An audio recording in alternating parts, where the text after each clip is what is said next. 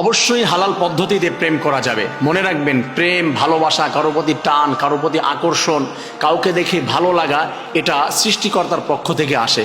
কাকে যে কখন ভালো লেগে যাবে, কাকে যে কখন অন্তরে টানবে, এটা বলা যায় না। কোনো মানুষটা সাধারণ হতে পারে, আপনি কারো কাছে সাধারণ কেউ একজন, কিন্তু আপনি হতে পারেন কারো কাছে তার পৃথিবী। কেউ একজন সাধারণ, কিন্তু আপনার কাছে সে তার পৃথিবী হয়ে যেতে পারে। এই আকর্ষণ, এই ভালোবাসাটা, এটা সৃষ্টিকর্তার পক্ষ থেকে আসে। কাউকে দেখে মানসিক শান্তি পেয়েছেন, দ্যাটস এনাফ ফর ইউ, আপনার জন্য এটা যথেষ্ট।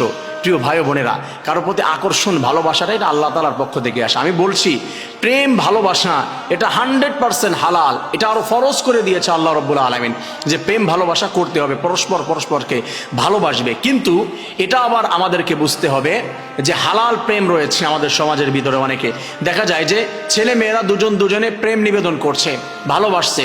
কিভাবে প্রেম করেন? ফতুয়া জিজ্ঞাসা করে, হুজুর হালাল প্রেম জায়েজ আছে না? যে হ্যাঁ, হালাল প্রেম তো জায়েজ। বলছে, আমি একটা মেয়েকে ভালোবাসি, বিবাহ করেছেন?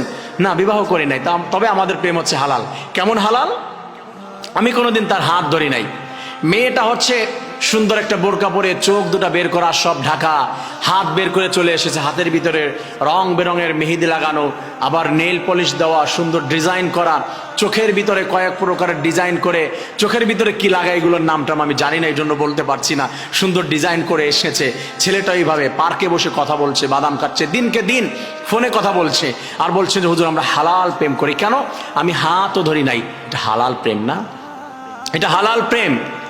এর থেকে জঘন্য আর কি হতে পারে? যে কথা বলছেন দিনের পরে দিন, রাতের পরে রাত, এটা হালাল প্রেম না, এটা সম্পূর্ণ হারাম, সম্পূর্ণভাবে হারাম। একটা মেয়েকে বিবাহ ছাড়া কথা বলা, তার দিকে তাকানো, জিনাল আইনুন নাজার।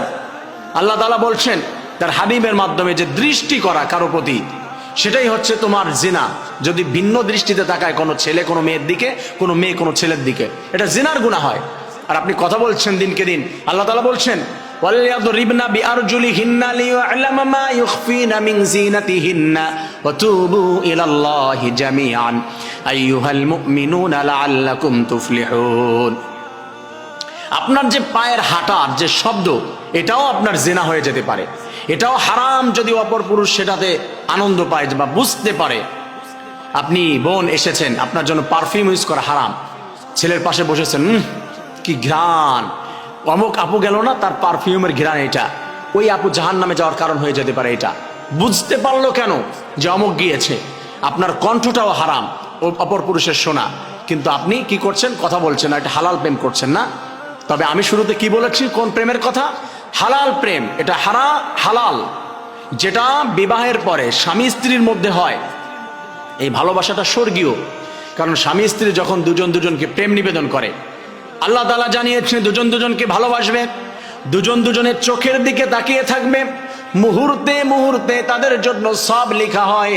তারা যে বিশেষ মুহূর্ত কাটাবে, আল্লাহ তাআলা বলে ফেরেশতারা বসে থাকবে না, আমার দুই বান্দা বান্দি বিশেষ মুহূর্ত কাটাচ্ছে, দুজনের প্রতি প্রেম নিবেদন করছে স্বামী স্ত্রী, তোমরা তাদের প্রতি পর্দা দিয়ে দাও, আর প্রত্যেকটি সেকেন্ডে তাদের জন্য আমল লিখে দাও, নেক আমল তাদের আমল নামায় দিয়ে দাও।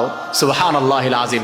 এই জন্য প্রেম, ভালোবাসা, কারো প্রতি টান, কারো প্রতি আকর্ষণ, কাউকে দেখে মাতোয়ারা হয়ে যাওয়া, কাউকে দেখে পাগল হয়ে যাওয়া, এটা স্বর্গীয় বিষয়। এটা আল্লাহ তাআলার পক্ষ থেকে হবে, এবং সেটা হবে স্বামী স্ত্রী উভয়ের পক্ষে, আরেকজনের প্রতি নয়। বিবাহ ছাড়া কারো প্রতি এই প্রেম নিবেদন করা সম্পূর্ণ হারাম। আল্লাহ তাআলা আমাদের সবাইকে হালাল প্রেম করা, অর্থাৎ বিবাহের পরে প্রেম ভালোবাসা স্বামী স্ত্রীর মধ্যে আরো বেশি বৃদ্ধি করে দিন। আল্লাহ রাব্বুল আলামিন প্রত্যেকটি পরিবারকে আপনি জান্নাতি পরিবার হিসেবে কবুল করে নিন, প্রত্যেককে ভালোবাসায় ঘরটা ভরপুর করে দিন। আমিন।